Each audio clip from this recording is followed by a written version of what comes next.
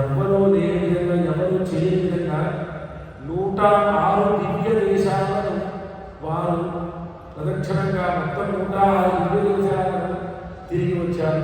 వైష్ణవ సాంప్రదాయంలో 108 దివ్య దేశాలు ఉంటాయని మనకు తెలిసిందే.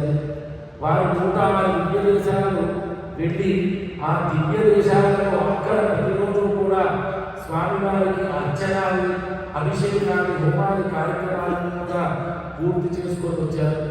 అంతటి మహానుభావులు వారు మన క్షేత్రంలో, మన స్వర్ణగిరి శ్రీనివాసుడి యొక్క క్షేత్రంలో ఆ నరసింహుడి కళ్యాణం చేయడం కూడా మనం చేసుకున్న అదృష్టం.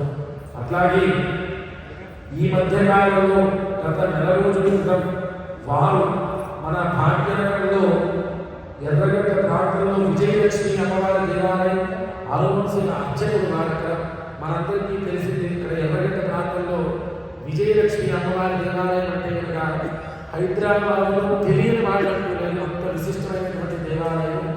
ఆ దేవాలయం నుంచి తిరుమలకు పాదయాత్రగా వెళ్ళి ఆ తిరుమలలో ఆ స్వామిని దర్శనం చేసుకొని లోక కళ్యాణం జరగాలి అని చెప్పి అక్కడ స్వామివారిని సేవించుకొని వచ్చిన మహానుభావులు ఇవాళ మన స్వర్ణగిరి క్షేత్రానికి రావడం మనము చేసుకున్న మరొక అదృష్టం.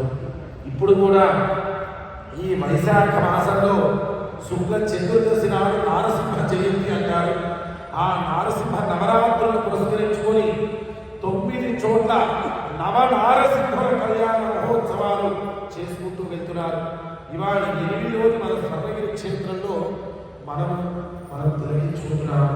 రేపు 22వ తారీఖు నాడు మన యాదాద్రి క్షేత్రంలో కూడా అక్కడ విశేషంగా ఆ స్వామివారి యొక్క కళ్యాణ మహోత్సవాన్ని వారు చేయబోతున్నారు.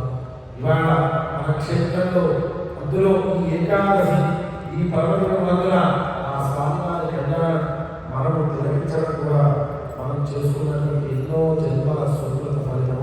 కావున భగవత్ బంధువులు అందరూ కూడా ఆ స్వామివారి కళ్యాణాన్ని, ఎందుకంటే నారసింహుడి కళ్యాణం జగత్ కళ్యాణం అని చెప్తారు. ఒక్కసారి మనకు యుగాలలో కల్లా కూడా ప్రథమ యుగమైనటువంటి ఆ కృతయుగాన్ని పరిపాలించిన వ్యక్తి ఆ నారసింహుడు. హృదేతు నారసింహశ్చ అని చెప్తారు. అలాంటి ఆ నారసింహుడి కళ్యాణం జగత్ కళ్యాణంగా ఇవాళ ఇక్కడ లోక కళ్యాణం జరగాలి అనేటువంటి భావనతోటి మన క్షేత్రాన్ని ఇచ్చేసి మన దగ్గర ఆ కళ్యాణ మహోత్సవాన్ని అందరంగా దివ్యంగా మనం చేసుకుంటూ ఉన్నాం. కళ్యాణ మహోత్సవంలో భాగంగా ఇప్పుడు ఆ అమ్మవారిని స్వామివారికి కన్యాదానం చేస్తున్నాము. ఒక్కసారి కన్యాదానం చేస్తే దశపూర్వీక్ష దశాపరేష మత్వంశ్యాన అని అటు 10 తరాలు ఇటు 10 తరాలు శాశ్వతంగా వైకుంఠంలో శ్రీ మహావిష్ణువు పాదాల చెంత ఉంటారని శాస్త్రం. అలాంటి ఆ కన్యాదానాన్ని ఇప్పుడు మనం చేసుకోబోతున్నాము. అయితే ఈ కన్యాదానం చేసేటప్పుడు 16 మహాదానాలు చేయాలి అని ఆత్మశాస్త్రం సూచిస్తుంది. ఆ 16 మహాదాన అంతర్గతంగా ఇప్పుడు మనం ఆ కన్యాదాన మహోత్సవాన్ని చేసుకుంటున్నాం. జై శ్రీమన్నారాయణ.